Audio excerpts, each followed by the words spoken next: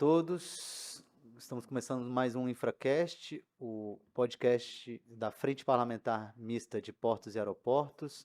E hoje o nosso convidado é o diretor da Agência Nacional de Transportes Aquaviários, Alber Vasconcelos. Olá, diretor. Uma boa tarde, obrigado pelo convite aí do IBI, uma presença aqui com o nosso eterno diretor Mário Povia, sempre um prazer a gente estar debatendo aí esses temas tão importantes aqui do setor. E ao meu lado, para completar, o nosso diretor-presidente do IBI, Mário Povia. Seja bem-vindo, Mário. Obrigado, Thales. Alba, é um prazer enorme ter você aqui com a gente. Então, saudade de você, fazia tempo que eu não te via. E, sobretudo, uma honra para o Instituto ter a tua presença aqui e a gente conversar um pouco aí, um bate-papo bem descontraído aí, sobre tua carreira, sobre como vê aí as perspectivas. Então, seja bem-vindo, viu? Muito obrigado. Diretor, eu gostaria que o senhor falasse um pouco da sua trajetória. Quem é Alber Vasconcelos? Isso é uma pergunta muito agradável de responder, né? Porque geralmente falam de você, né? Então, assim, aproveitando aqui, Alber Vasconcelos, ele é natural do Ceará. Eu sou formado em engenharia civil. Me graduei, meu segundo grau eu fiz nos Estados Unidos, e aí eu fiz engenharia civil pela Federal do Ceará. E aí, quando foi em 2000, me formei em 2001, fui fazer mestrado na Federal do Paraná e fiz um mestrado na parte de recursos hídricos, engenharia civil e recursos hídricos na Federal do Paraná. Volto para o Ceará e aí eu tive a felicidade de passar num concurso para o IBAMA, para licenciamento ambiental. Então, de 2004 a 2008, eu fiquei no IBAMA trabalhando com licenciamento ambiental. E aí, Mário, interessante que foi justamente eu peguei a época dos 7 lotes rodoviários, da concessão daqueles 7 lotes rodoviários no primeiro momento, a própria Regis Bittencourt 116. E aí eu trabalhava numa coordenação que era de transportes. Então, eu pegava portos, aeroportos, rodovia e ferrovia, né? Então eu saio em 2008 do IBAMA com essa experiência que foi uma experiência riquíssima para mim na parte do licenciamento. E passei num concurso de analista de infraestrutura, do qual hoje eu sou do quadro de analista de infraestrutura, e fui trabalhar na Secretaria de Portos, num convite também, na época do ministro. A Secretaria de Portos tinha sido criada em 2007. Então, em 2008, eu fui para a Secretaria de Portos, trabalhei, galguei vários cargos lá na Secretaria de Portos, e em 2017 eu tive uma grata felicidade de compor os quadros da ANTAC, um convite de um diretor, o diretor Mário Povia, à época era diretor, o Adalberto Tocarsky, que era o diretor-geral, salvo engano, e o Francisval Dias Mendes era o diretor do qual me fez o convite. Fui trabalhar na ANTAC e o meu primeiro desafio, fui trabalhar na gerência de portos, e o meu primeiro desafio, eu lembro demais na discussão com o colegiado, era o seguinte: olha, Albert, nós estamos com um problema muito sério aqui dentro da ANTAC, que é a discussão da análise dos projetos executivos, os projetos de engenharia das prorrogações antecipadas. Então, esse foi um dos grandes desafios que eu toquei enquanto gerente. Depois tive uma grata satisfação de poder ser superintendente de outorgas, que é um cargo talvez assim um dos mais importantes dentro da agência. E da superintendência de outorgas eu tive também uma felicidade muito grande, assim, por pouco tempo, claro, 4, 5 meses de trabalho, mas 4, 5 meses assim exitosos, trabalhar com financiamento de projeto internacional, de projeto de infraestrutura, mas financiamento internacional, com os bancos internacionais. Trabalhei no Ministério da Economia, na parte da Secretaria de Assuntos Internacionais, só com financiamento internacional. E aí eu tive um convite para ser diretor da agência, não pude recusar esse convite, porque é uma satisfação muito grande poder fazer parte.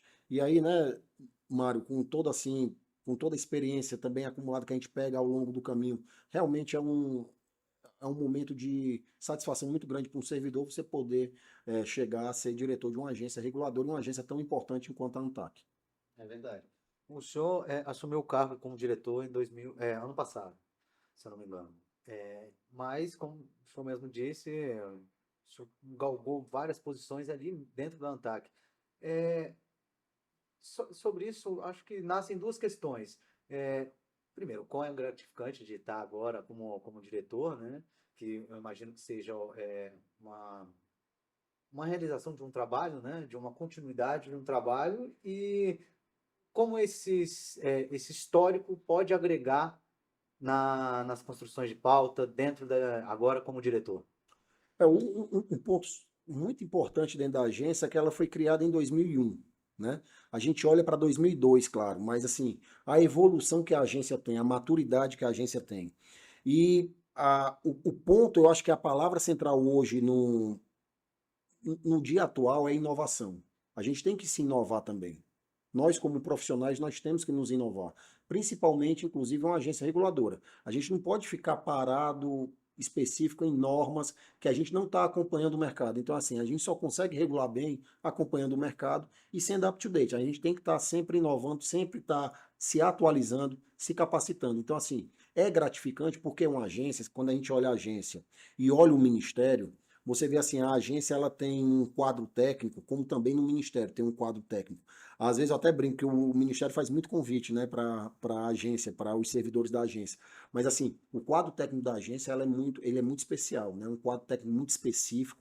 A gente investe muito em capacitação, isso já vem do início, inclusive, da agência, de várias diretorias que tocam isso. Eu acho que é importante para o servidor, porque justamente é o seguinte, o coração da agência são exatamente o que são os servidores. Então você tem que capacitar, tem que deixá-los sempre também atualizados com o setor. E gratificante é isso, essa é a gratificação, de você poder estar em uma diretoria coordenando todo esse, assim, toda a agência, mas em que sentido? Claro que a gente tem um diretor geral, mas nós somos um colegiado, tem as decisões que a gente discute bem, e se você pegar de experiência e olhar por questão de experiência, realmente é o seguinte, 9 anos eu trabalhei no Ministério e trabalhei praticamente, vamos dizer assim, 7 anos, né, Mário? 6 anos na ANTAC, então assim, já é eu já tenho praticamente 3 graduações aí no setor, né? Se a gente pensar bem aí, já de 2008 até 2024 aí, já vão 16 anos aí. E nesses 16 anos, tem alguma história interessante aí como superintendente, Aí eu vou te falar uma gerente de coisa, operações? são algumas, aí tem algumas, mas é sempre muito assim, interessante, porque cada reunião, e lá na ANTAC especificamente, né? No Ministério eu participava de, às vezes, 6, 7 reuniões num dia, né?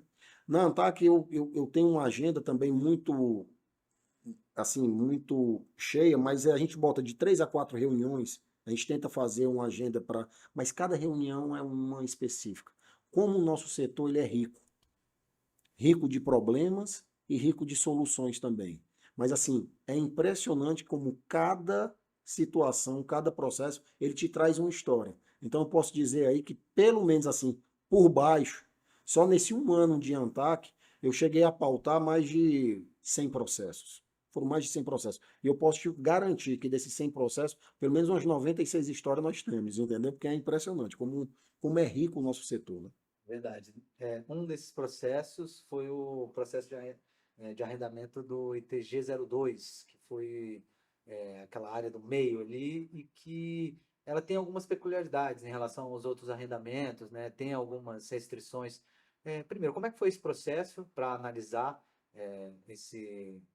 essa questão desse arrendamento e quais os ganhos que pode trazer lá para o Porto de Itaguaí? Ah, o Mário acompanhou bem também a discussão do setor da nova lei dos portos em 2012, né?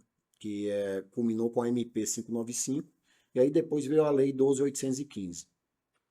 Qual é o pilar da lei 12.815? Justamente você abrir o mercado e gerar o quê? Concorrência. Esse é o grande pilar da 12.815. Tanto é que a gente está falando das autorizações de terminais de uso privado. Eu fui também relator de um processo do qual eu tive uma satisfação muito grande de relatar, que foi a discussão da assimetria entre TUP e arrendamento. Esse é um assunto interessante da gente ainda esgotar. Ele não esgotou no julgamento do processo. Veja, são dois institutos díspares, são dois institutos diferentes. Eu tenho um arrendamento, vamos falar do arrendamento como um aluguel, é uma cessão onerosa diária. É uma cessão onerosa diária. Inclusive é a definição da 12.815 de arrendamento, é cessão onerosa. E nós temos a figura da autorização, que traz na lei a questão do risco. O risco é todo, é 100% do privado. Já no caso do arrendamento, eu faço um compartilhamento de risco. Eu, enquanto poder público, e o privado também num compartilhamento de risco. Aqui eu não estou discutindo se a matriz de risco está equilibrada, mas eu tenho um compartilhamento de risco. No caso do ITG02, ele é mais um dos nossos arrendamentos que nós temos, inclusive no pipeline. E isso é importante colocar e destacar, Thales, que da 12.815 de 2013 para 2023, obviamente 10 anos da lei, né, da 12.815. E uma das coisas que a 12.815 trouxe, que realmente gerou muito crítica, de outros pontos, claro, você vê que foram vários embates, dentro do próprio Congresso foi uma discussão acalorada, né? Mas chegaram a um bom termo. E aí a 12.815 traz uma coisa interessante, que é a centralização em Brasília, o poder concedente sendo o Ministério como poder concedente e não mais aqueles portos, os portos públicos, né? Na figura do arrendamento que eu estou trazendo.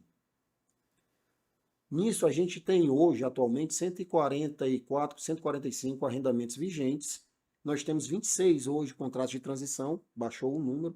A gente está nesse pipeline também para poder trocar o transição para o arrendamento ordinário.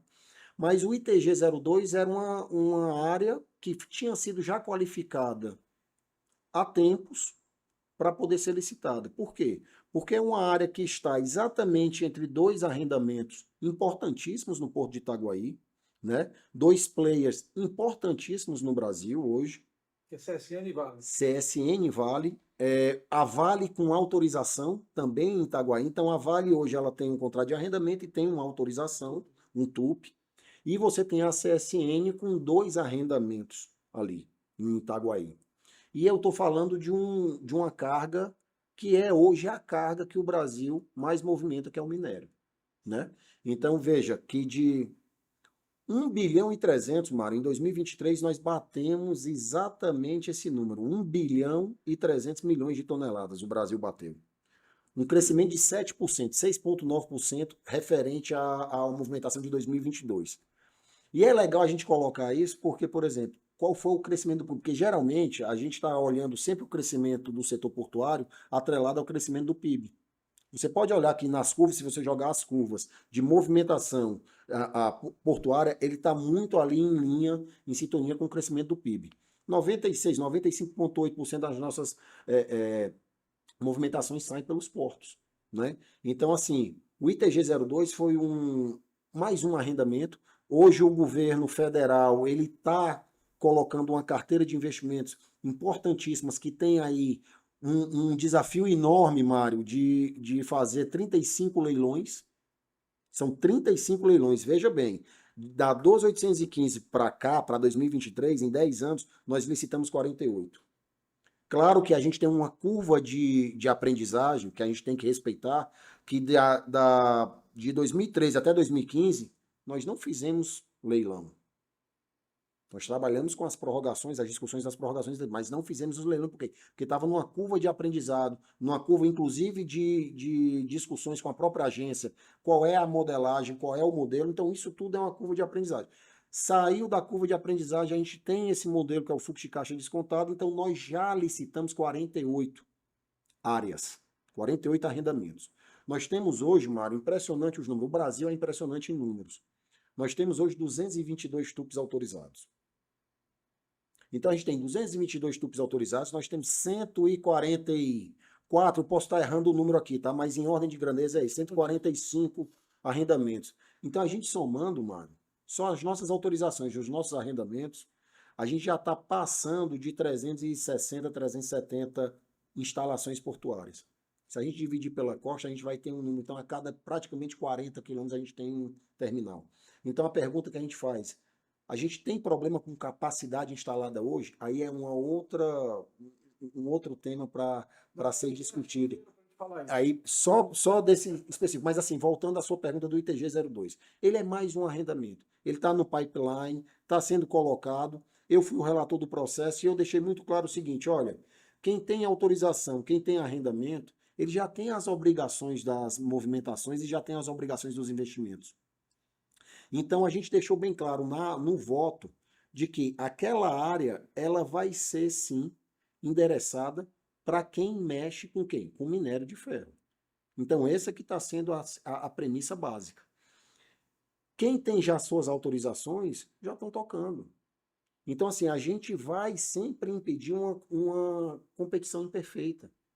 Isso é um pilar basilar de uma agência reguladora. E outra, e as diretrizes do poder concedente, e a diretriz que inclusive está na lei, é você aumentar a concorrência. Você tem que aumentar a concorrência. Você tem que aumentar a competitividade. Então, eu acho que esse foi um grande, assim, um grande prisma da sinalização ali para o ITG 02. Você citou agora a questão de concentração de mercado. Como é que está a relação ANTAC e CAD? Está tudo em ordem? Teve em algum momento aí algumas discrepâncias com relação à cobrança de SSE, depois houve a celebração de um acordo, né, em termos de entendimentos, alguma coisa assim. Hoje está pacificado, está indo bem? O nosso diretor-geral, o Eduardo Neri, pela experiência que ele tem no Tribunal de Contas, ele trouxe dentro do colegiado uma expertise bem interessante nesse ponto de vista do alinhamento com as instituições. Obviamente, do respeito com as instituições, nós temos. E é o que a gente também preza, né? Enquanto agência reguladora, o respeito pelas nossas decisões. Então, a gente tem o respeito pelas nossas decisões, como a gente tem também o respeito pelas decisões das instituições. Não só do Tribunal de Contas, como de CGU, o próprio Ministério como poder concedente.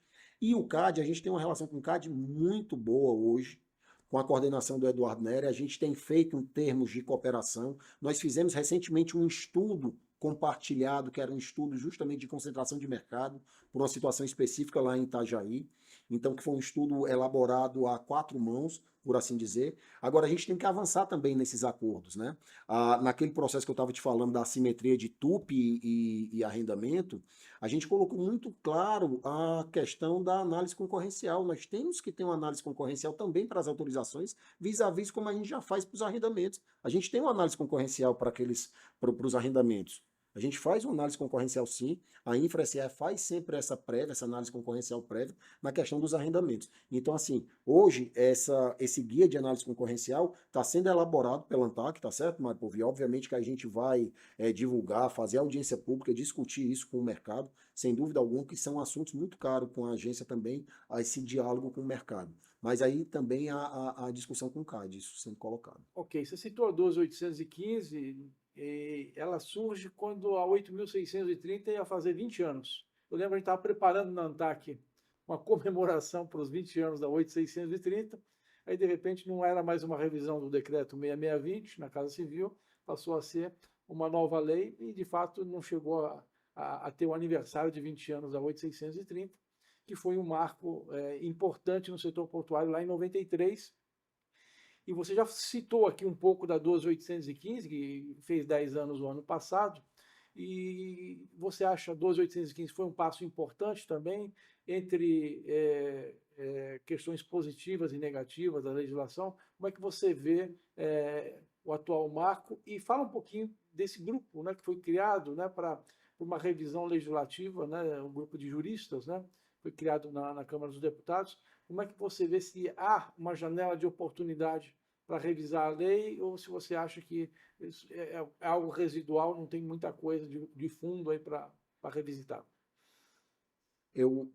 A gente está numa conversa muito particular e uma conversa muito boa com o Ministério hoje, né? A ANTAC com o Ministério, a gente pode até dizer de mãos dadas para enfrentar vários problemas. Inclusive você tem uma experiência de ter passado ali pelo Ministério. Obviamente que dentro do Ministério o setor reclama sim da agência reguladora. Assim como chega na agência reguladora, o setor reclama do Ministério. É normal, isso faz parte. O que é que acontece? A gente tem que unir esforços. O Ministério, assim, eu acho assim, com a condução do ministro Silvio Costa Filho, que eu achei assim, de uma liderança, ele se mostrou uma liderança aguerrido, uma pessoa do diálogo.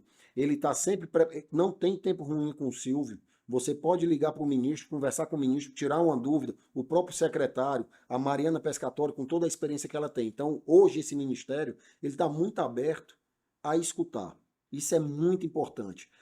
Sobre o aperfeiçoamento, eu acho, Mário, como eu coloquei no começo assim da nossa conversa, a gente tem que estar sempre inovando. E eu acho que o Ministério hoje ele está aberto ao diálogo. Isso é muito importante para o setor. E aberto ao diálogo significa o seguinte, olha, estou trazendo aqui que eu acho que não está legal, isso aqui está com um problema assim, assim, e o Ministério vai endereçar. tem assuntos que são caros para a agência, e a agência já está de braço dado com o Ministério para poder também escutar. A agência sempre escutou. Isso não é novidade para o setor. A gente está sempre... É uma transparência, a gente tem hoje um nível de governança altíssimo. Já era na sua época, entendeu, Mário? Eu digo assim, já era... A agência estava na frente, vanguarda em vários critérios, entendeu? Então, assim, é uma agência transparente, o que você quer ter de acesso a processo você tem, não tem essa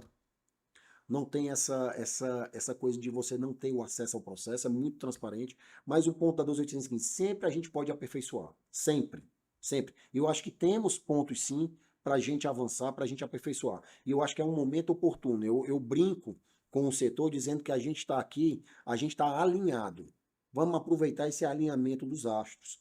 A agência está alinhada com o Ministério, que está alinhado também com o setor, que quer ouvir o setor. Eu acho que o momento é esse, é agora. Sobre essa criação de juristas, eu fui pego de surpresa. Aquilo ali me surpreendeu, mas ao mesmo tempo é positivo. A gente tem que trazer ideias, sim, sabe? Eu acho que é muito bom e é muito oportuno, entendeu? O Ministério hoje está coordenando, está capitaneando isso. Está bem aberto ao diálogo. Eu acho que é um momento também de se colocar na mesa vários assuntos que eu acho que a gente pode aperfeiçoar. E assim, e eu já deixo aqui o meu posicionamento, que eu não nego a ninguém, que a gente tem que ter um cardápio dentro dos portos organizados. A questão da assimetria entre TUP e arrendamento, eu nunca vou querer puxar o TUP para o lado do arrendamento. Eu tenho que elevar o nível do arrendamento para o nível do TUP hoje. E como é isso? As contratações têm que ser mais ágeis.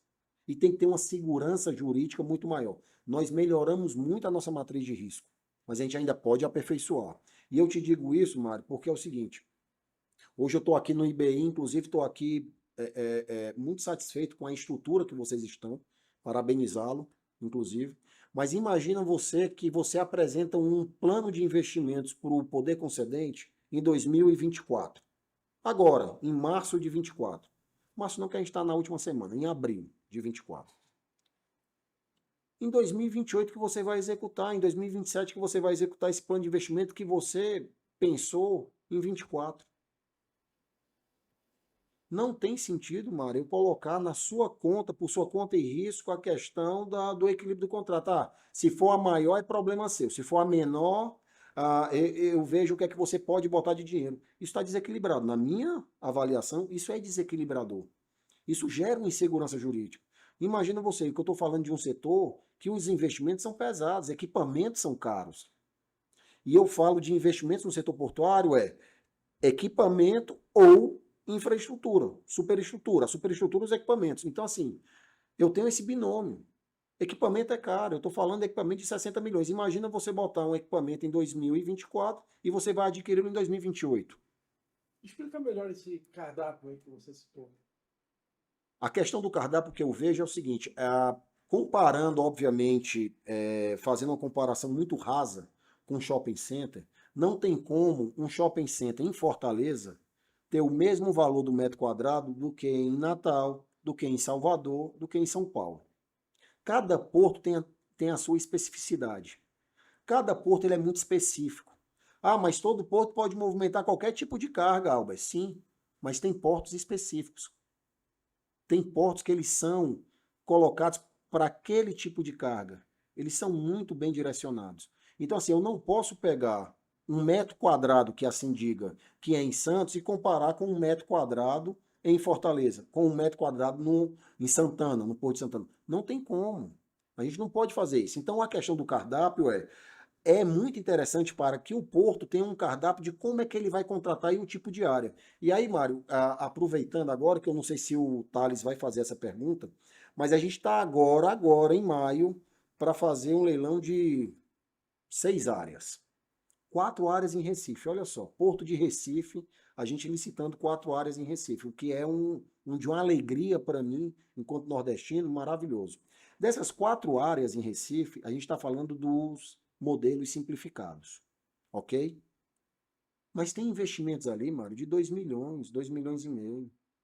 Tem investimento que você pode olhar, inclusive pelo investimento, eu posso fazer modelos pelo investimento. Você investindo até tanto, eu te dou um prazo para você ficar na área e eu quero que você ocupe a área e que você opere uma carga. Mas quando eu fico num binômio, porque hoje o setor portuário a gente trabalha com binário. Ou é operacional ou é não operacional. E no operacional eu só tenho um modelo, que é o fluxo de caixa descontado. Eu só tenho esse modelo hoje, que é um modelo de venda de ativo, mano. Eu não vou vender nada lá, principalmente na área Greenfield, eu não estou vendendo nada. Eu estou alugando uma área. Estou fazendo uma cessão de uso oneroso. Sem tarifa envolvida. Sem tarifa envolvida. E aí, Mário, o que é que acontece? Sem prejuízo do TCU fazer fiscalizações ex post. Sem prejuízo nenhum. Sem prejuízo, inclusive, Mário, do TCU fazer fiscalizações nos conselhos de administração, na própria gestão do porto. Que ele já faz, tá? Ele já faz. Então, assim, hoje eu estou olhando um arrendamento que 100% daquele valor está indo para onde? Para uma administração portuária. Eu só tenho um arrendamento no porto organizado. E esse arrendamento, o recurso, o valor do fixo ou do variável, independente de fixo mais variável, ou só fixo, esse valor vai para o porto. Mas eu não estou olhando como é que está a gestão do porto. Mas aí eu me preocupo se o cara está pagando a menor, se o arrendatário paga a menor, que ele tem que pagar a maior. E esse não é o modelo landlord. Então eu tenho que avançar, aperfeiçoar nosso modelo de contratação. E é o nosso modelo de aluguel, sim.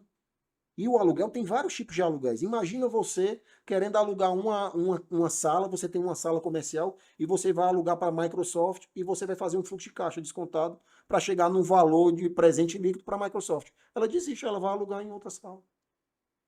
Você tem que dar condições de segurança jurídica para o investidor. Tem que dar segurança. Tem que dar segurança. O contrato é uma segurança? Claro que é. Por isso que você tem que ser firme no contrato. A segurança jurídica é para os dois lados. E isso é muito caro para a agência. A gente olha muito a regulação por contrato. Mas assim, onde é que eu quero avançar e na discussão é o cardápio. A gente tem que ter cardápio de contratações. Não é possível que em Cabedelo eu tenha o mesmo modelo de contratação do que em Santos. E eu não estou querendo afastar aqui fluxo de caixa descontado não, tá, Mário? Eu acho que é importante. Eu estou querendo ter cardápio. É muito ruim você chegar num restaurante e só ter um tipo de prato. Eu tenho que ter vários pratos. E o gestor, ele que é responsabilizado pelo tipo de prato que ele vai escolher. Mas está lá colocado. Isso é importantíssimo. E aí, Mário, eu estou aqui querendo avançar com você nessa discussão que eu acho que é riquíssima. Eu tenho muitas áreas com menos de 5.000 metros quadrados. Poxa, isso é para ser uma contratação praticamente que direta, um chamamento. Faz um chamamento. Faz um chamamento, isso é ótimo. Todo dia bate na porta da autoridade portuária um empresário querendo fazer algo. Inclusive até inédito. Qual o problema? Vamos fazer o teste. A agência, como eu estava te falando, a agência estava na vanguarda. A gente discutiu muito a questão do modelo de transição. Foi excelente para o setor. Uso temporário também. O uso temporário, a gente foi muito à frente. Ainda bem que no governo passado a gente colocou isso numa lei, o uso temporário. Deixou lá registrado. Mas assim, até o uso temporário, Mário, eu fico olhando aqui, porque lá saiu, olha, é por sua conta e risco. Todo investimento é por sua conta e risco e você vai testar uma carga. Não há indenização. Não há indenização. O cara está testando. Eu tenho que dar uma segurança para ele testar, porque eu quero que essa carga rode no porto. Eu tenho que dar segurança para ele. Entendeu? Então, tem esses pontos para a gente aperfeiçoar. Eu acho que é um caminho, eu acho que é, de novo, os astros estão alinhados, o momento é oportuno e vamos para esse debate. A agência está aberta. O senhor falou de vários leilões que estão previstos. Falamos aqui do ITG02, mas outro que o senhor foi relator foi o Porto Organizado Santana, né, o MCP-03. Ele também é um arrendamento simplificado.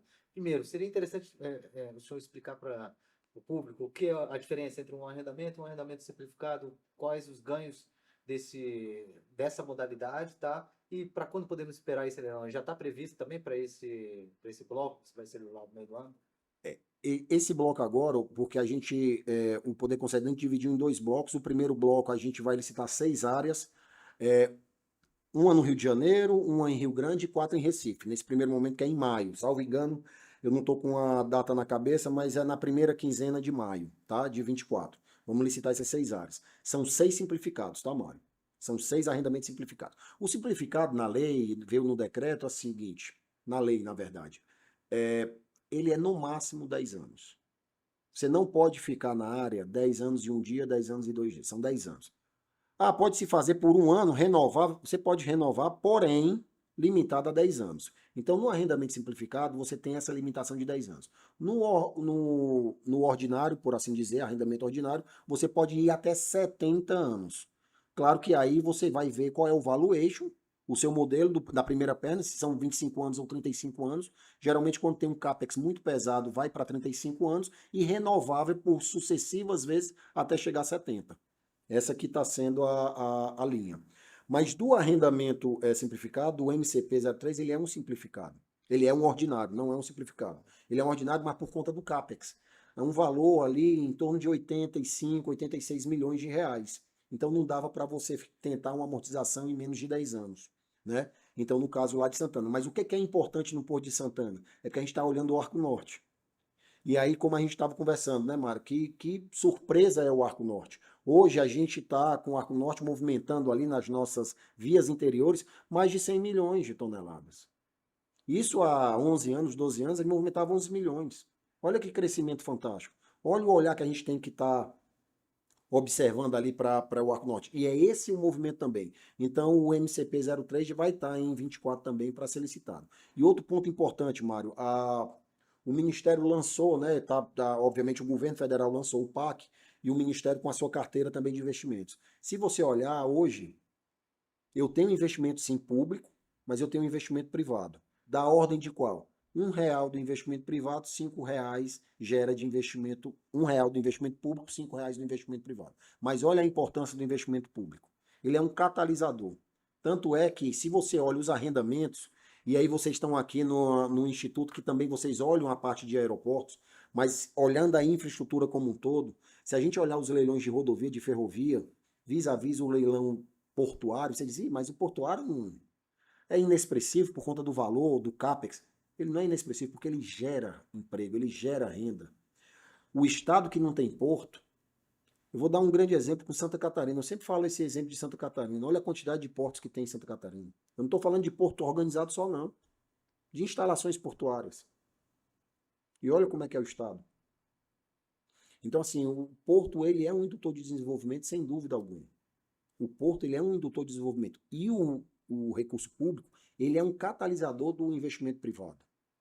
Se eu faço um investimento, R$ 1 de investimento público, são R$ 5 de investimento privado. E está mais ou menos nessa ordem. Está mais ou menos ali 15 bilhões, 8 bilhões só nesse ano de investimentos em arrendamento, e são praticamente 40 bilhões de investimento no privado, em TUPs, em autorizações. Então veja que tem uma lógica esse a cada R$ 1, R$ 5 do privado. Perfeito. Mas o senhor falou do Arco Norte, né, e esse volume de movimentação, até ali antes o senhor explicou para a gente quanto que era em 2011, quanto é agora, né, o ganho que teve o Arco Norte, e ainda prevendo que teremos aí hidrovias para lá, né, que vão aumentar as cargas transportadas, ou seja, qual o impacto que lembrando que a ANTAC também aprovou o PGO hidroviário, e algumas hidrovias aprovadas, previstas, estão no Arco Norte. Quais impactos que a gente já pode mensurar ou ter com a instalação de uma hidrovia por lá? Thales, é importante essa pergunta porque o nosso país é um país rodoviário. O nosso país é um país rodoviário. Até a nossa lei da cabotagem, 14.301, é chamada de BR do mar. Ele é um país rodoviário. Impressionante como 77, 78% da nossa matriz logística é por rodovia. E nós somos um país continental. Nós temos hoje 20 mil quilômetros de hidrovia, de rios sendo navegáveis, potencialmente navegáveis 42 mil. E já tem um estudo, né, da própria ANTAC que chega a 63 mil. Mas hoje nós temos 20 mil. Nós só utilizamos 50% do que é nosso. Claro que a gente tem uma discussão lá atrás da política energética, das hidrelétricas que foram feitas, não foram feitas eclusas. Mas tirando essa questão, nós temos um potencial absurdo. Um comboio Mississippi são 18 mil toneladas, mano. São quantos caminhões? São 514 caminhões que você tira da estrada. Se eu não estou nem falando do CO2, não. Dessa parte de sustentabilidade que eu acho que a gente tem que levantar essa bandeira, sim, da parte green de uma hidrovia. Mas qual é a questão aqui que a gente está colocando? A gente tem que estar muito próximo das universidades. A gente tem que estar próximo das universidades. Por que eu estou te falando isso? Estivemos recente no Mississippi, numa missão institucional da UNTAC. Fomos em 4 diretores para essa missão. E a gente foi ver exatamente a questão da gestão do Mississippi. Simplesmente passam 400 milhões de toneladas lá, no Mississippi. O Porto de Santos são 116, 118 milhões de toneladas. Paranaguá batendo recorde com 60 milhões de toneladas. Então, estou falando do universo que a gente está olhando ali, o Mississippi, 400 milhões de toneladas. Estava na pior seca dos últimos 94 anos. A gente passou por uma seca ali, na Amazônia. Todos nós acompanhamos, horrível, trágico. Sendo que lá no Mississippi era a pior seca dos últimos 94 anos. Não teve uma restrição da navegação. Não teve um comboio tendo que andar aliviado. Mas por quê? Porque tem a universidade perto. O próprio US Corps of Engineers, eles não fazem a dragagem, tá, Mário? Eles têm um orçamento, um budget, que eles usam para contratação. Claro que lá eles têm uma questão de reserva de mercado muito forte, o Jones Act, mas eles contratam. São 90 milhões de metros cúbicos dragados por ano no Mississippi, Mário. Só para ter uma ideia, gente, o Porto de Santos draga 4 milhões e meio. Itajaí, 3 milhões e 800 de metros cúbicos. Lá são 90 milhões de metros cúbicos. E mantém a navegabilidade. Tem previsibilidade.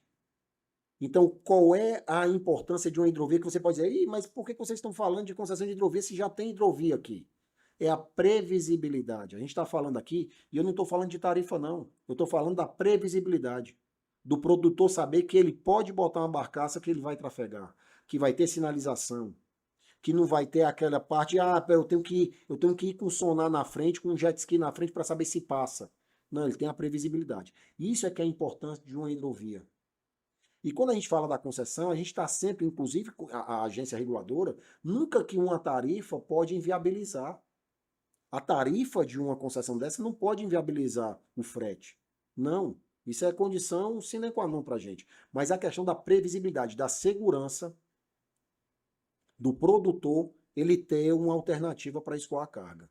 É inadmissível a gente estar percorrendo 3.500 quilômetros por rodovia pela carga. Isso é inadmissível. Então, assim, a gente está olhando, a gente está com um estudo já colocando aí, temos uma notícia muito boa, recebemos o estudo da hidrovia do Paraguai, estamos com a hidrovia do Madeira aí já nas discussões, tá certo? O nosso superintendente, Bruno Pinheiro, está coordenando a parte desses estudos, muito importante. Eu sou relator, inclusive, Mário, por via da Lagoa Mirim, que hoje é uma hidrovia que não é navegável, mas que tem um potencial para ser navegável, tá certo? E aí a gente discute o modelo.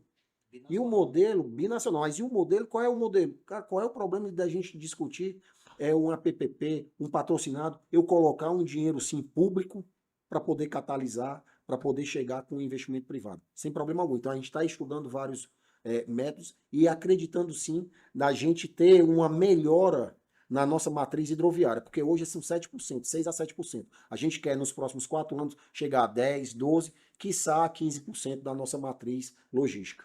Albert, eu gosto muito quando você fala de modelo, né? Porque não raro fala em concessão de hidrovia, né? De pedagiar, né? E não necessariamente vai ser esse modelo, né? E hoje nós não temos um gestor na hidrovia. O DENIT faz algumas obras, né? Mas essa figura do gestor, que no passado, né, houve aí, haviam administrações hidroviárias, a IPAR, a IMOC, a HSUM, né? A ANA, muito bem. E essas autarquias, eu acho que a autarquia, elas acabaram, eram ligadas à Portobras, depois acabaram caindo para o DENIT, e elas praticamente se extinguiram, né? E, de fato, nós ficamos sem a figura de um gestor. Eu não sei onde está esse acervo, né? Provavelmente havia um acervo com séries históricas, com questão de assoreamento, enfim, e nós perdemos isso, né? E isso foi junto com a perda de prioridade das hidrovias, né? A gente abriu mão das hidrovias, crescemos muito olhando para rodovias, e agora estamos resgatando aí tanto o modal ferroviário e que, oxalá, também o hidroviário. E quando você fala deste modelo, de quem seria esse gestor, que passa pela sua cabeça, né? Se a gente não vai concessionar, se não vai ter uma tarifa ali, quem cuidaria aí dessa estrutura? Você tem alguma coisa em mente? O que a gente está estudando alguns tipos de modelo e quando a gente olha para fora, a gente vê que todas as hidrovias são subsidiadas. Por quê? Porque é política pública. O governo entende. Então, quando você olha os países desenvolvidos, a matriz do hidroviário é quase 30%. Olha a Bélgica. A Bélgica tem 70 quilômetros de costa, mas tem hidrovia que já chega, você pela hidrovia você vai até Paris. Então, assim, é fantástico quando você olha isso. Hamburgo é a mesma situação, né?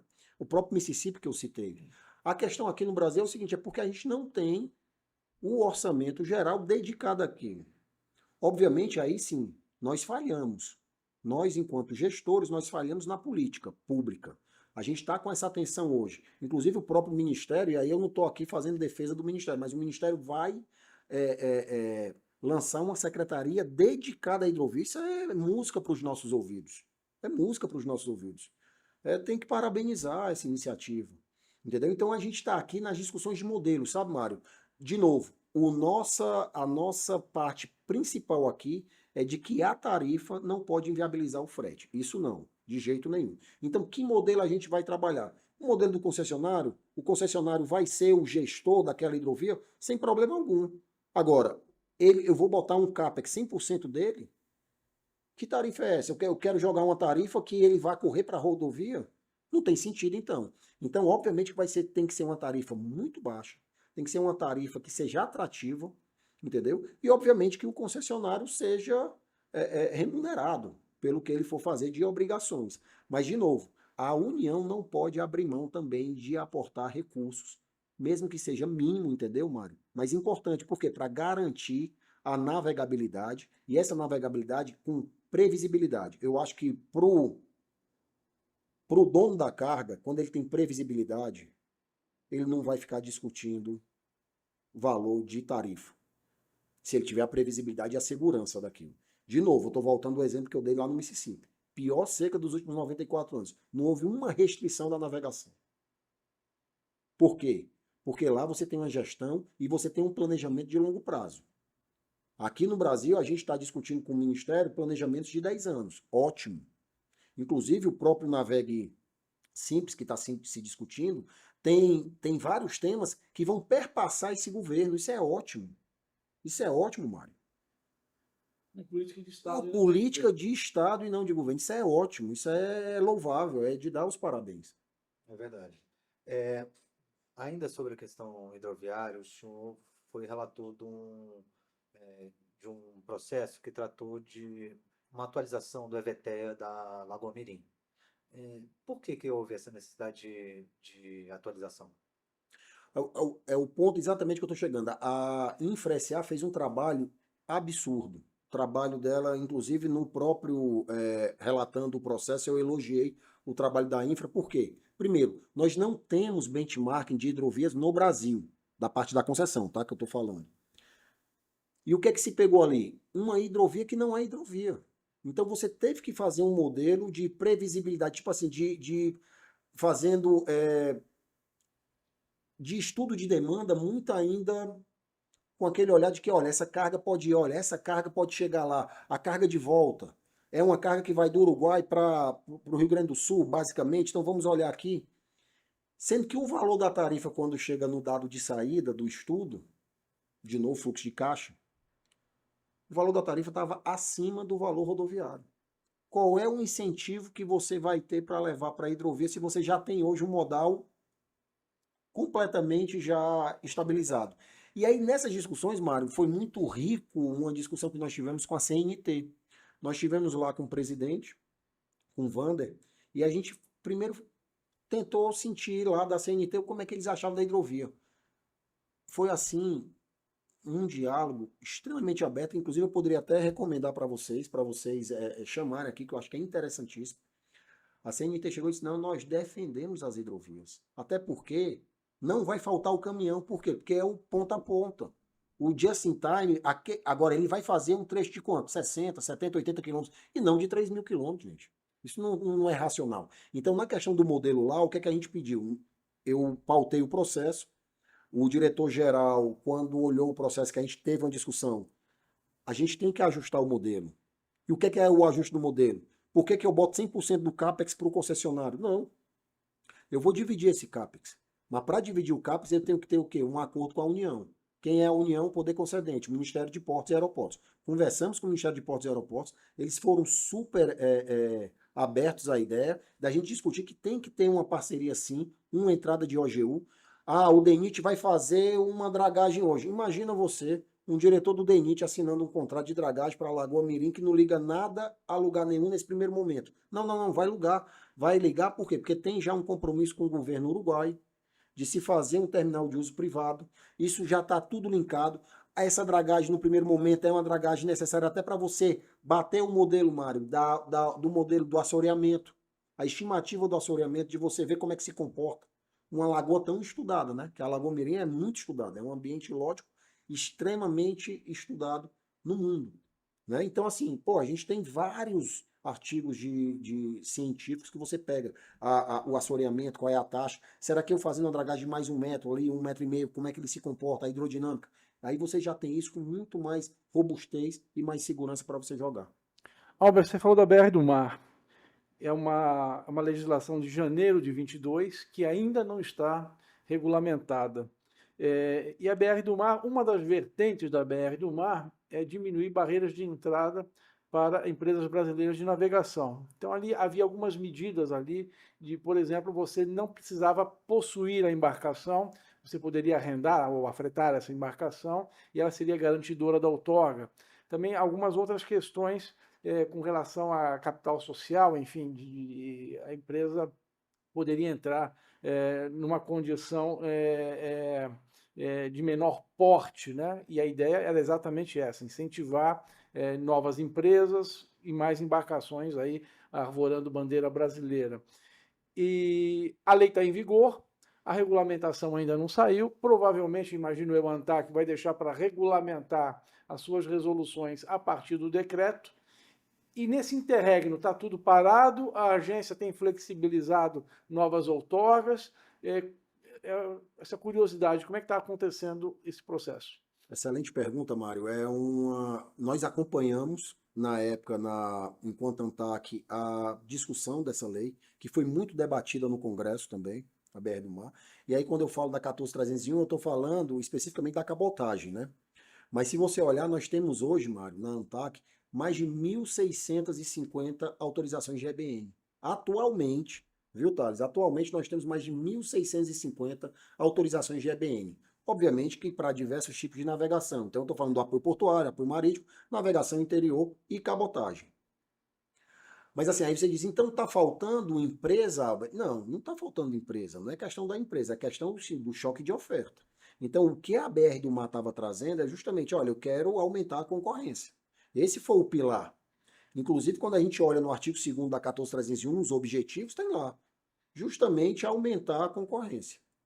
Nós nos deparamos com um processo específico, Mário, no ano passado, do qual eu também fui relator, que foi justamente um pedido de uma empresa para a cabotagem. E a decisão da agência é que, no nosso normativo, o meu normativo é fechado hoje à luz do quê? Da 9432, mas não da 14301. Então, como foi um pedido de uma empresa para operar na cabotagem, ela não necessariamente tinha que ter a posse da embarcação, ela podia fretar. E aí tem outra discussão da questão do bloqueio, e a gente enfrentou isso muito bem, entendeu? Mas você gera uma oferta para o mercado. Então, acho assim, nós tivemos um caso específico, estamos com um segundo agora recente, especificamente para cabotagem também, para ro-ro, tá? Que é importantíssimo aqui na nossa costa. Então, assim, a gente tem tido um posicionamento, e a diretoria tem tido esse posicionamento, de olhar a lei. O meu normativo tem que se adaptar e tem que se adequar à lei. Então, é nesse sentido. Em relação ao Ministério, nós estávamos conversando, eles estavam para soltar o decreto, salvo engano, eu posso estar aqui errando, mas eu acho que o decreto está para sair, salvo engano, em maio não acho que não passa de maio ou junho. Eu acho que é mais ou menos nesse ponto. Mas eu acho que está aí. A discussão é essa. Do decreto que regulamenta alguns artigos da 14.301. Perfeito. É, mais uma relatoria sua foi um estudo é, crucial publicado no ano passado. Ele trata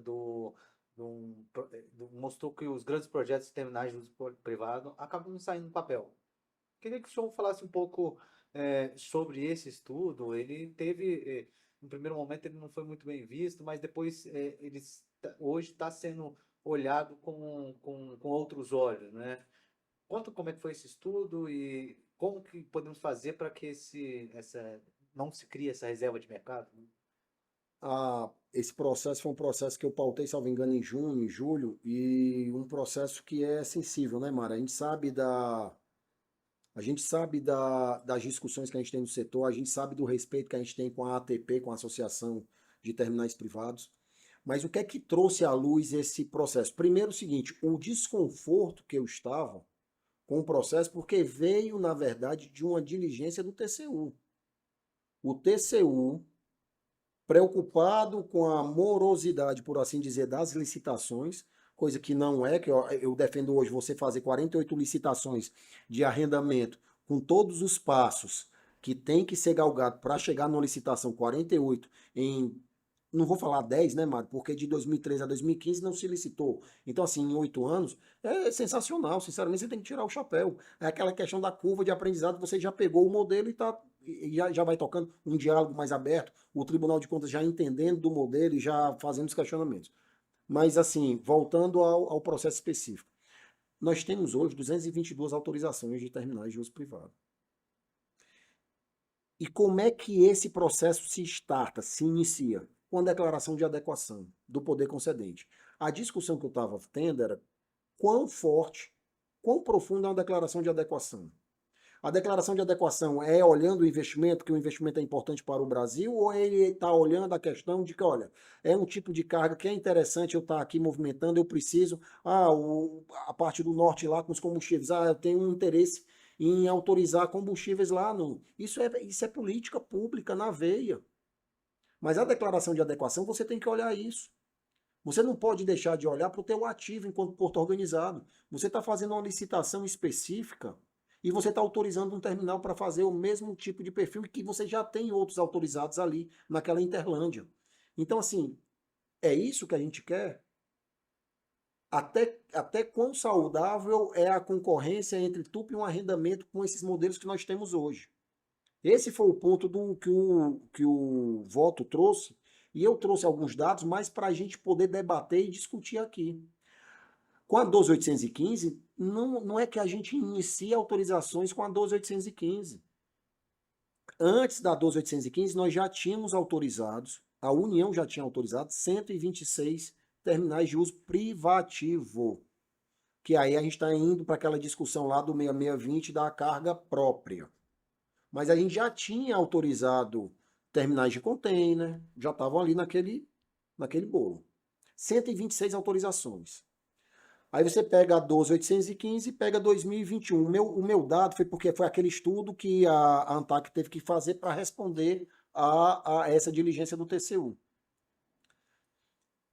Pois bem, o que é que a gente enfrenta ali? Da 12.815 para 2021, a gente já tinha autorizado 100 TUPs. Então você pode olhar o seguinte, olha como a lei foi eficaz, porque a gente autoriza 100 TUPs em 10 anos, por assim dizer, em até menos tempo. Então dava uma média de 10 autorizações por ano. Pô, isso é muito bom. Então a lei veio e foi excelente, foi assertiva a lei. Aí quando eu olho as movimentações do TUP, 94% estavam naquelas 126 autorizações. E é normal, porque o que a gente está olhando aqui?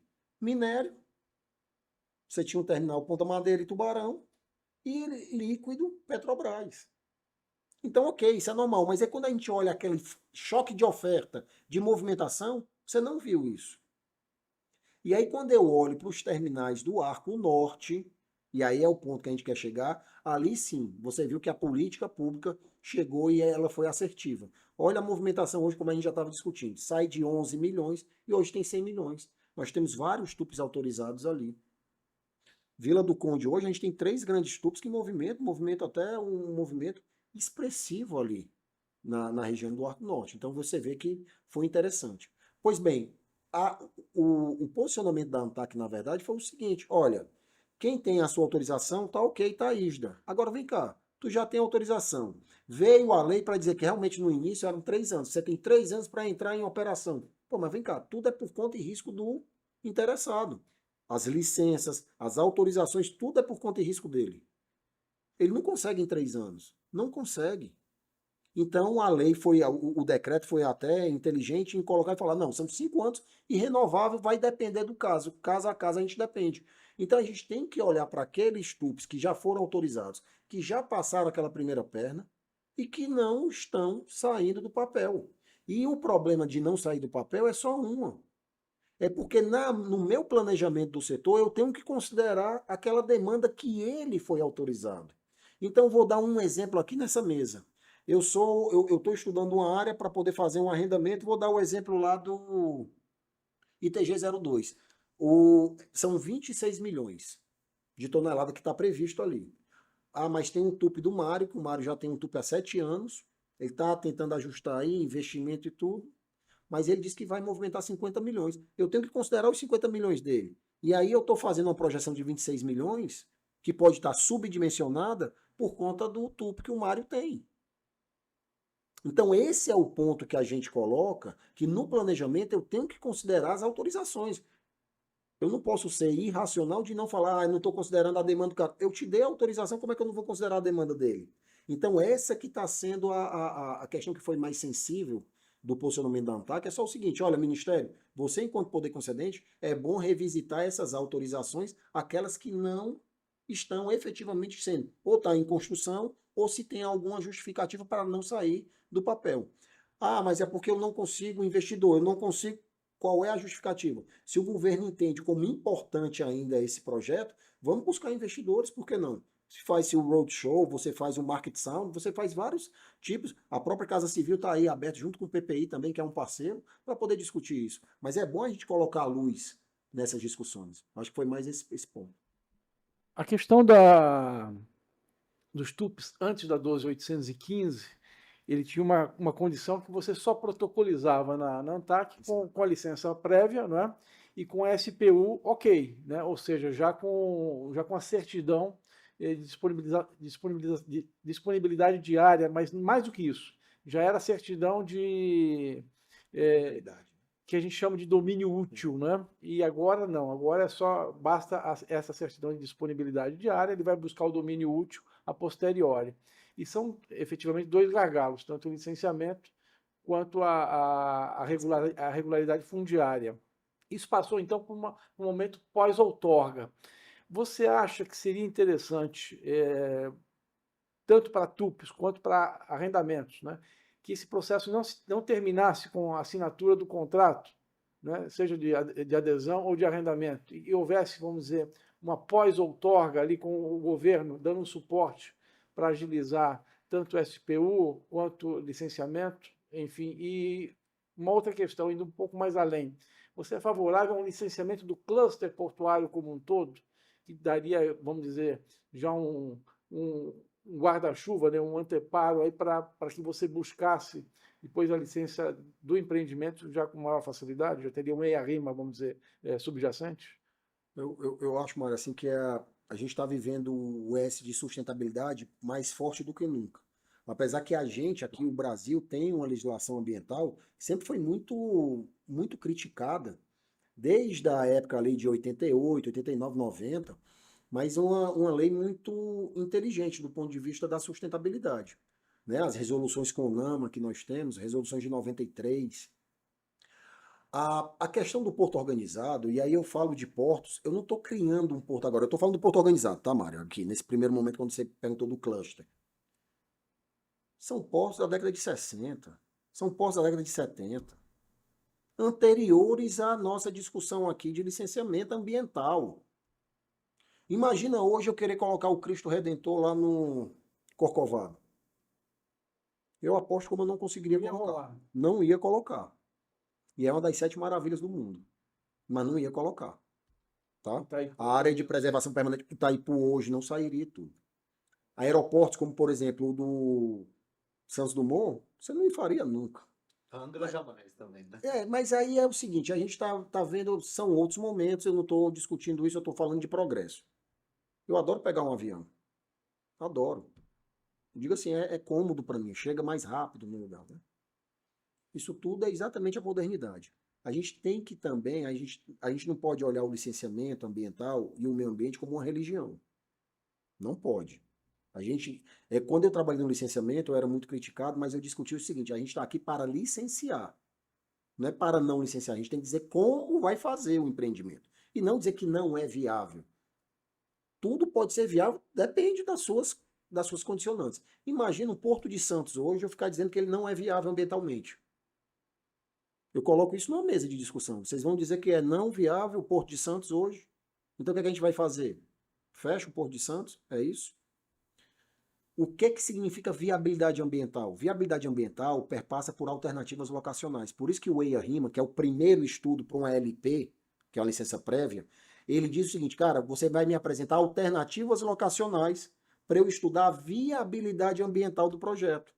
Imagina eu chegar no Porto de Santos, e o Porto de Santos hoje tem uma licença de operação, mas eu falo assim, mas o terminal STS-08, ele tem que ter uma licença específica dele. O STS-30 tem que ter uma licença específica, o STS-10. Mas o Porto de Santos tem uma licença ambiental de operação. E aí vamos dar o exemplo. Você tá num apartamento, tem um ABITS, mas peraí, o bombeiro não vai dar o ABITS do 301 nem do 302. Deu do 401. Deu do 400. Não. Você tem o ABITS do geral. Você tem a licença de operação geral para o porto.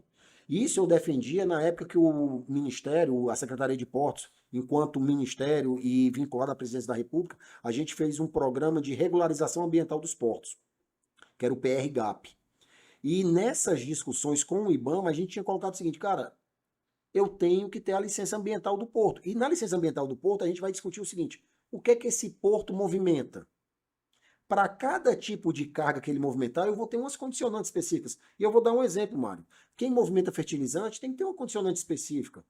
Quem movimenta carro é outro tipo de condicionante. Eu não posso me preocupar com o particulato que sai do fertilizante ou com o particulato que sai do farelo de soja do veículo.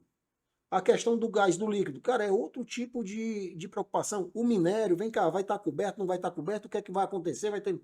O container, qual é o tipo de discussão que você vai... Ah, não, mas carga IMO. Tá, carga IMO eu faço então aqui uma coisa específica. Então, para cada tipo de carga e perfil, eu não falo nem do perfil, sabe, Mário? Eu falo é do tipo da carga. Eu poderia ter condicionantes. Essa que era nosso grande sonho. Aí eu volto para o cardápio. Eu te apresento o meio ambiente, órgão licenciador. O meu cardápio, ó, a gente, enquanto formulador de política na época, eu te apresento o seguinte, ó, se eu for movimentar carvão mineral, eu tenho essas preocupações. Veja se estão certas. Se eu for movimentar gasolina, eu tenho essas preocupações ambientais. E na licença de operação, ele é um guarda-chuva para tudo. Agora, mas aí é um greenfield que ele vai construir, Albert. Eu tenho que ultrapassar a história de viabilidade ambiental, porque ele já é viável, porque ele está dentro de um porto licenciado. Agora, eu vou buscar a licença de instalação normal. Infelizmente, a nossa 12815, eu falo infelizmente porque na época das discussões, até com o Ministério do Meio Ambiente, foi se colocado o seguinte, a gente precisa de agilidade para fazer o investimento. Então, peraí, termo de referência. Mas o termo de referência não te dá segurança.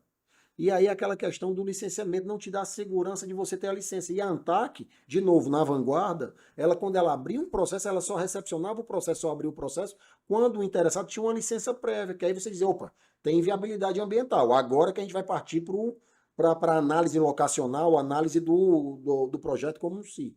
Exatamente. Em relação à SPU, Mara, a gente tem mensalmente, no âmbito da ANTAC, pautados processos, a gente tem pautado processo que está causando uma irresignação na diretoria de pedido de autorização especial exatamente voltado para isso. Olha, eu assinei um contrato de adesão com o Ministério, tem uma cláusula aqui suspensiva de eficácia, porque eu não tenho aqui a SPU. A gente não está considerando e está dando autorização especial por 6 meses por esse fato específico. e colocando para o Ministério reabrir o diálogo junto à SPU, que eu acho que vai estar dentro dessa pauta do Navegue Simples, para saber como é que vai. Porque não tem como eu ficar esperando, inclusive um empresário que fez o investimento, que está com o terminal operacional, não vai operar porque está faltando a GRU da SPU em água. Em água. Coisa que ele já tinha, inclusive, a certidão de disponibilidade. Então, assim, a gente já está dando autorizações especiais, mas ainda com aquela, como você várias vezes se posicionou na diretoria e eu assistia atentamente ao julgamento dos processos, que sempre você se posicionou assim de uma forma irresignada com a história de autorização especial, né? Parece que você usa a ANTAC como uma muleta para algo, né? E assim, o Ministério hoje está com esse foco, eu acho que ela tem que estar atento, porque isso está já causando um mal-estar dentro da diretoria colegiada dessas autorizações especiais. Perfeito. Indo agora para algumas questões fora das relatorias do senhor, também para encerrar, porque já chegamos aí a um momento, já papo quando é bom, ele se perpetua, né? Vocês fizeram uma missão em maio para Antuérpia, para conhecer os portos e tratar sobre políticas de energia verde. Eu queria que o senhor falasse um pouco sobre essa viagem internacional, quais os ganhos que essa conversa com a Europa tem trazido para a ANTAC. Vocês assinaram um memorando de entendimento, se eu não me engano, nessa viagem, né? Thales, toda experiência internacional é muito rica. Até quando você perde voo, é uma experiência rica. Mas assim, tanto a Antuérpia quanto Rotterdam, você está falando de dois maiores portos hoje da Europa. E a Europa está ali. Quando você olha entre Ásia e América do Norte, simplesmente. A Europa está simplesmente entre Ásia e América do Norte. Então, assim, você tem que ir e observar o que é que a gente poderia estar fazendo diferente. A gente tem sempre perguntas. Eu, enquanto gestor, quando eu fui diretor em ministério, eu sempre fazia a mesma pergunta para a equipe. O que é que a gente está fazendo que a gente não deveria fazer e o que é que a gente não está fazendo que a gente deveria fazer. No dia que a gente conseguir responder essas duas perguntas, a gente avança. No caso da Antuérpia. Antuérpia hoje, um porto absurdo, quando você olha, é um modelo landlord na veia. O que a gente pode aprender é, assim, demasiado. E eu não falo nem na parte da regulação, sabe, Mário? Porque a regulação lá, eles são meio que nicho. Eles fazem a própria regulação dele olhando a comunidade europeia, né? A União Europeia dá a diretriz e ele faz ali. Mas o que me impressiona ali é a questão do respeito com o investidor. Eles fazem chamamento, eles fazem licitação. Não tem esse negócio de porque eles não licitam. Não, não. Licitação. São discutidas as licitações, vai para o judiciário, sendo que é que eles têm? Eles têm a seguinte prerrogativa, que eu acho interessantíssimo. Eles têm uma área Greenfield e eles botam o seguinte, olha, quem tem interesse em operar essa área, tal, pelo um prazo X, ele bota um prazo lá. E ele recebe as contribuições. Então, por exemplo, o Mário chega e diz, eu quero movimentar minério de ferro lá, e o Thales diz que vai movimentar questões de carga geral, mas sendo que com a pegada verde e tal, não sei o quê. Você está dando 4 vezes mais o valor. Eu, enquanto autoridade portuária, eu posso falar que o Thales vai ser o vencedor. Aí você diz, mas por quê? Eu vou pagar. Porque na minha política eu não quero a movimentação de minério. Então essa pegada, agora tudo tem que ser o quê? Tem que ser bem documentado, tem que ser bem embasado, eles embasam tudo, eles discutem, mas é licitado, ele recebe isso. Então, assim, Antuérpia é um porto sensacional para se conhecer, para discutir. A APEC, ele vem muito nessa questão da operação portuária e da gestão portuária. A ANTAC tem que estar sempre olhando. E o modelo landlord, aí, Mário, aquela coisa que a gente estava discutindo, cara, o porto organizado não é para você estar buscando um valor maior de um arrendamento por conta daquele arrendatário, não. Pelo contrário. O porto público está ali justamente para ser um indutor de negócio. Ele tem que ser um catalisador do serviço portuário, de gerar emprego, gerar renda. E se você olha lá, é exatamente o modelo landlord, é isso. Eles querem gerar. Você pode até ficar mais tempo na área. Cara, vem cá, ele emprega, ele está empregando, ele está investindo, ele está modernizando o terminal. Eu quero esse cliente comigo aqui. por mais 15 anos, por mais 25 anos, e assina. Então, esse memorando de entendimento é para a gente começar também a ver que o modelo, quando a gente fala que a gente tem aqui no Brasil de landlord, não é o nosso landlord, é o nosso landlord meio que jabuticaba. Entendeu? A gente tem um landlord jabuticaba. Não é o landlord mesmo original na veia. A gente tem que dar autonomia, sim, para as autoridades portuárias. Agora, obviamente, com tudo na vida, com responsabilidade. O cara que é o gestor, ele tem que ser responsável. Mário Povia foi diretor de companhia docas. Cara, você tem que ter meta. Você está lá como um executivo. Você é um executivo de uma companhia. Então você tem que ter metas, tem que ter responsabilidade. Eu acho que esse ponto assim é inegável. Eu não tenho preocupação em relação delegou para o Porto A, para o Porto B. Enquanto ANTAC, eu sou muito, pelo menos assim, eu sou muito tranquilo, muito aberto a isso. Eu acho que a gente tem mais aqui que delegar. Diretor, eu vou passar aí para suas considerações finais, mas antes eu vou agradecer aqui ao Mário Povia, que é sempre um prazer fazer esse podcast com você, Mário. Passar aqui para suas palavras finais ao diretor Albert. Bom, Albert, agradecer muito a tua presença aqui. Você é uma pessoa muito querida no setor. Eu particularmente tenho um carinho especial por você. Trabalhamos juntos muito tempo aí, né? Seja no teu período no Ministério, no período que esteve na ANTAC como gerente, como superintendente, e é sempre bom vê-lo evoluindo, né? Hoje como diretor, quem sabe amanhã esteja aí como ministro, né? Galgando aí desafios maiores. E eu queria fazer uma última pergunta para você, assim, não raro, a atividade das agências reguladoras, elas são muito questionadas, né? Seja por ministérios que queiram fazer a regulação, queiram atuar, e acho que a agência deve se limitar a serem órgãos de fiscalização. Também não raro aparecem aí decisões judiciais dizendo que a agência invadiu uma esfera de regulamentação, onde ela deveria apenas fiscalizar. Você acha que a regulação veio para ficar? Você acredita na regulação? Como que você vê esse futuro? E, de novo, obrigado por estar aqui com a gente. Amaro, primeiro eu queria não só agradecer os seus elogios e assim, eu nunca tive a oportunidade de falar para você quão satisfeito eu fui, como eu cresci em ter sido liderado por você lá na ANTAC. Aprendi muito, vários momentos ali de discussões que eu não concordava, que eu acho que é super oportuno e eu acho que é um crescimento da agência também quando você discute. Obviamente que nunca discutir de decisões da agência. Eu acho que decisão da agência é para ser cumprida e assim, mas eu aprendi muito, sabe? Eu acho que eu aprendi muito até para ter essa segurança de tomar uma decisão que a gente sabe que não é fácil quando você toma uma decisão. Você sempre, ao tomar uma decisão, você vai fazer com que um lado fique chateado com você, isso é normal. Mas assim, respondendo a sua pergunta diretamente, né? A regulação, quão mais forte for a regulação, forte que eu digo, sólida, mais segurança jurídica você traz para o empresário. Imagina você convencer um empresário, eu estou falando assim, vamos falar do capital, do valor do capital lá fora. Eu não consigo ter uma taxa de retorno lá fora de 9%. Eu desconheço.